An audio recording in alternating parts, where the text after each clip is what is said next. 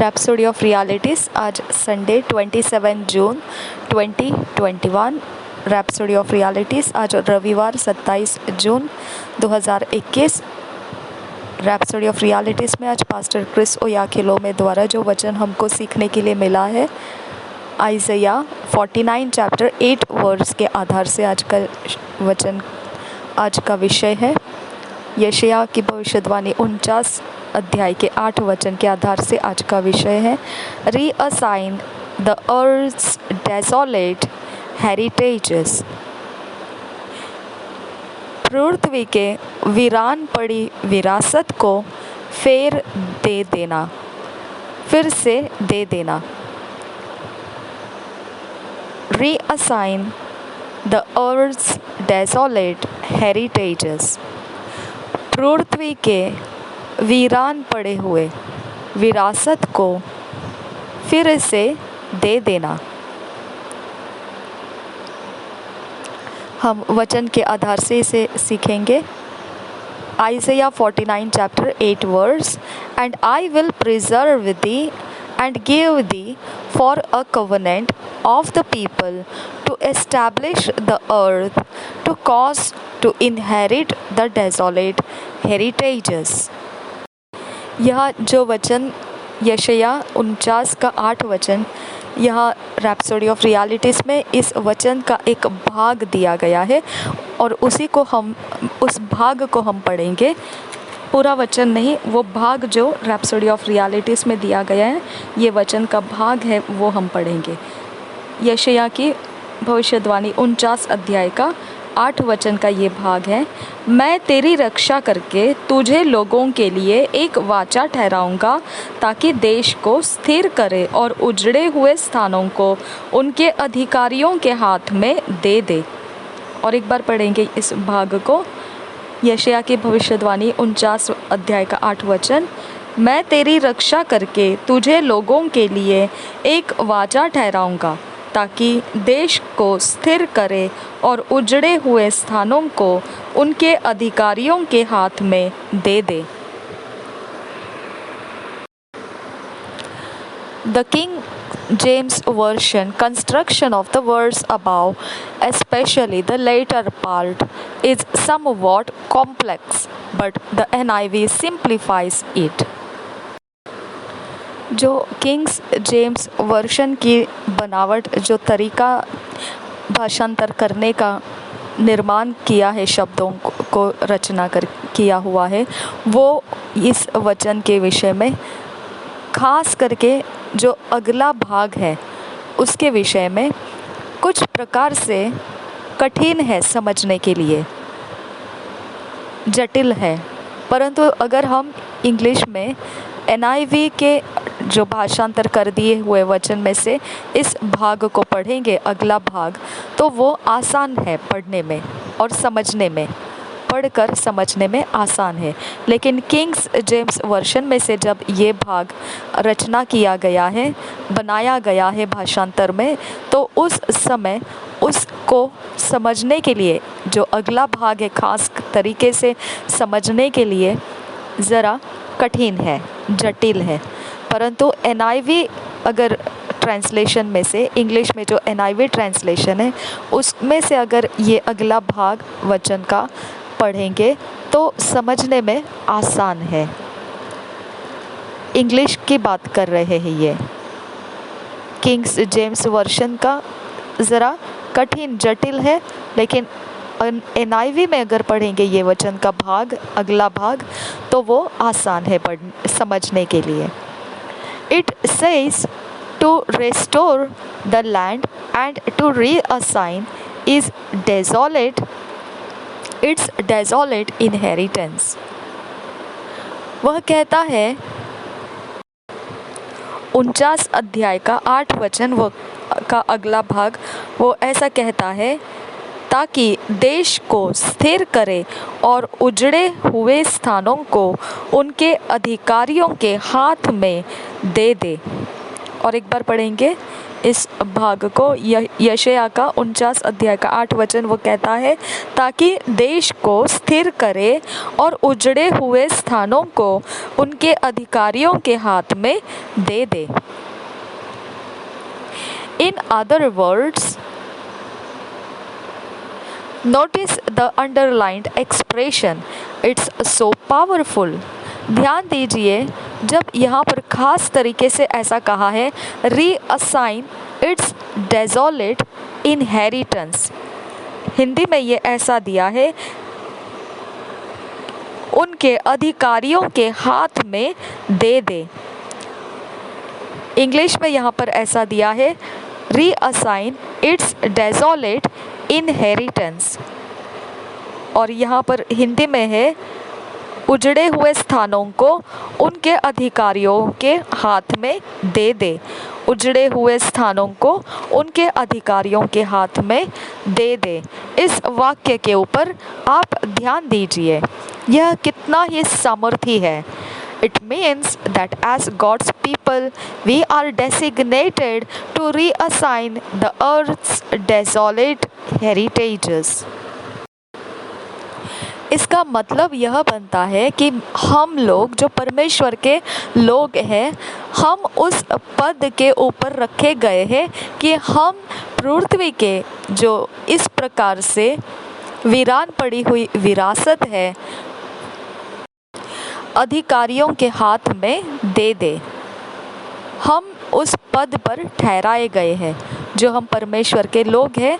इसका मतलब यह बनता है कि हम जो परमेश्वर के लोग हैं, हमको वो पद दिया गया है कि हम वो पृथ्वी के वीरान विरासत फिर से दे देंगे, हम फिर से दे देंगे, फिर से हाथ में दे देंगे।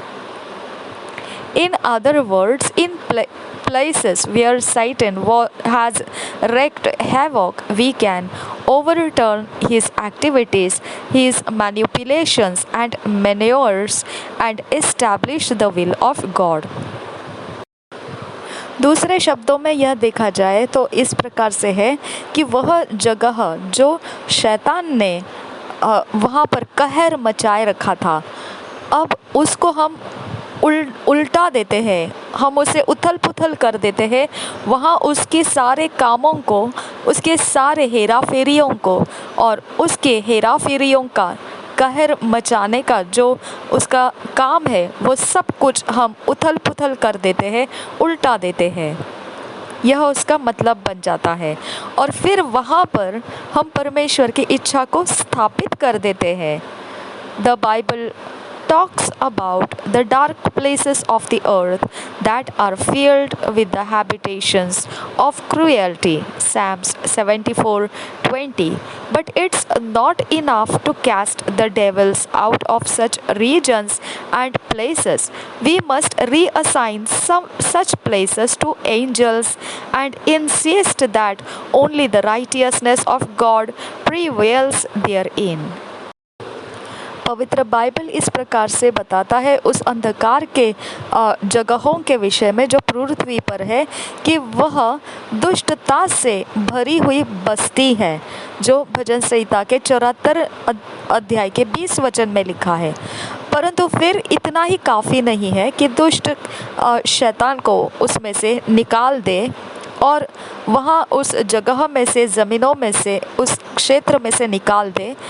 इतना ही काफ़ी नहीं है, वहाँ पर हमने उन जगहों को स्वर्ग दूतों के हाथों में दे देना है और वहाँ पर आग्रह रखना है केवल परमेश्वर के धार्मिकता ही उस जगह में प्रबल होती जाए। हम भजन संहिता के 74 का 20 वचन भी पढ़ेंगे। अपनी वाचा के सुधि ले, क्योंकि देश के अंधेरे स्थान अत्याचार के घरों से भरपूर है। भजन संहिता 74 का 20 वचन, अपनी वाचा के सुधि ले, क्योंकि देश के अंधेरे स्थान अत्याचार के घरों से भरपूर है। Therefore, if you have noticed satanic activities in your city, town, village, country, region, or country, county, region, or country, do what Jesus said to do in Mark 16:17, 16 chapter 17th verse. Cast the devils out as you pray fervently in the Spirit, and change them to return no more. इसलिए हमने अगर ध्यान दिया होगा कि जहाँ शैतान के काम हो रहे हैं उस जगहों की, शहर, उस गांव को, उस नगर को, वहाँ का जो क्षेत्र है, वहाँ की जो बस्ती है और जो राष्ट्र है, वो जगह में अगर हमने ऐसा देखा, ध्यान दिया, अगर शैतान के काम वहाँ पर हो रहे हैं तो हमने क्या करना है, जो यीशु मसीह ने हमको करने के लिए कहा है। मरकुस के 16 अध्याय के 17 वचन में उसने हमसे ये बात कही है, मेरे नाम से दुष्ट आत्माओं को निकालेंगे। Cast the devils out. तो हमने उसी प्रकार से करना है, यीशु मसीह के नाम से दुष्ट आत्माओं को निकाल देना है। मेरे नाम से दुष्ट आत्माओं को निकालेंगे, हमको बोला गया है यीशु मसीह के द्वारा। तो जब हम प्रार्थना करते हैं, उग्रता के साथ आत्मा में प्रार्थना करना है और दुष्ट आत्माओं को वहाँ से निकाल देना है, और उस जगह का अधिकार जो है वहाँ पर हमने दोबारा उस दुष्ट आत्मा को ना आने का हुक्म देना है। Then reassign these regions formerly destitute of the Spirit of God to angels. उसके बाद हमने उस क्षेत्र को जो दे देना है, फेर के दे देना है अधिकार में, स्वर्ग दूतों के हाथों में उसे दे देना है। ऐसी जगहों को जो पहले परमेश्वर के आत्मा के बिना थी, परमेश्वर के आत्मा के रहित थी, लाचार, असहाय थी, जो जगह है परमेश्वर के आत्मा के बिना जो असहाय थी, ऐसी जगहों को हमने परमेश्वर के स्वर्ग दूतों के हाथों में लाकर दे देना है। Why is this important? ऐसा करना क्यों ज़रूरी है? It's because of what Jesus said. He said, the devil that you cast out goes to the dry places, seeking rest, looking for where to go. क्योंकि यीशु मसीह ने क्या कहा है कि उसने कहा, शैतान को जब निकाल दिया जाता है सूखी जगहों में, तो वीरान जगहों में, तो वहाँ पर वह आराम को ढूंढ रहा होता है जो उसको मिलता नहीं है, कहीं पर भी उसको आराम नहीं मिलता है। If he does not find any, he comes back to the same place from where he was cast out, and if he finds it empty, swept, and garnished, he will bring in 7 other spirits more wicked than himself. Read Matthew 12:43-45 verses. ये ऐसा इसीलिए करना है क्योंकि जब हमने देखा शैतान के आत्माओं को जब वहाँ से हम निकल जाने का आदेश दे दिए, और उसको जब कोई भी जगह शांत आराम की मिलती नहीं है, तब उसको यह ख्याल आ जाता है कि दोबारा उसी जगह में वो लौट कर आ जाए जहाँ से उसे निकाल दिया गया था।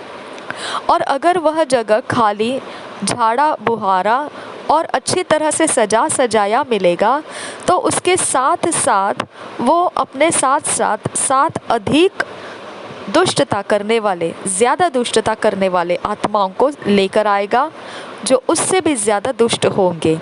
आप इसे पढ़ सकते हैं मत्ती रचित सुसमाचार 12 अध्याय का 43 से 45 वचन में। मत्ती रचित 12 अध्याय का 43 से 45 वचन।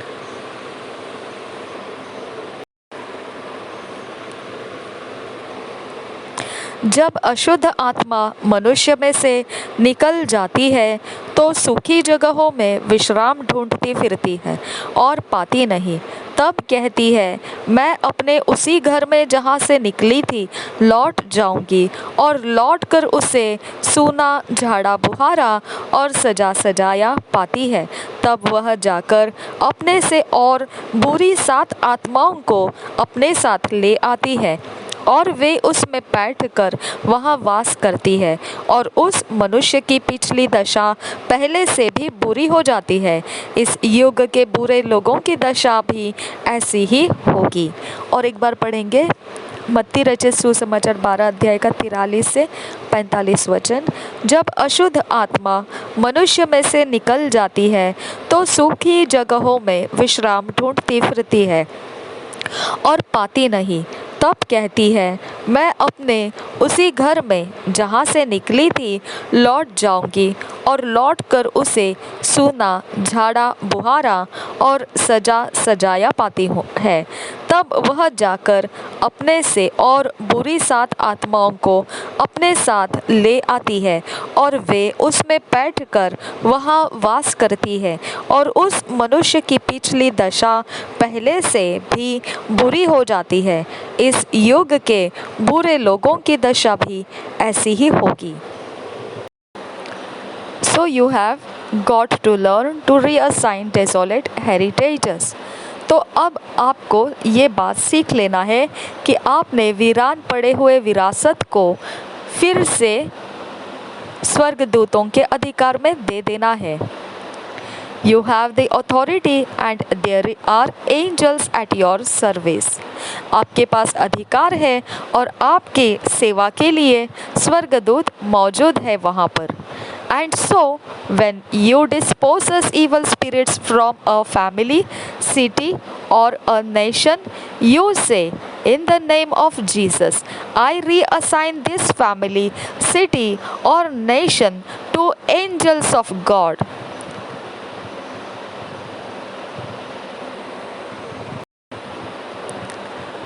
और फिर इसीलिए जब आप जगहों को खाली कर देते हैं दुष्ट आत्माओं से, दुष्ट आत्माओं को उस जगह में से, उनके सारी जगहों में से निकाल देते हैं, तब वह जगह वो आपका परिवार हो सके या फिर आपका शहर रहे या फिर आपका राष्ट्र रहे, जब ऐसे जगह दुष्ट आत्माओं की आप निकाल देते हैं, दुष्ट आत्माओं को और खाली कर देते हैं, तो आपने कहना है, यीशु के नाम में मैं इस जगह को, परिवार, शहर या राष्ट्र जो भी है, उसको परमेश्वर के स्वर्गदूत के अधिकार में दे देता हूँ।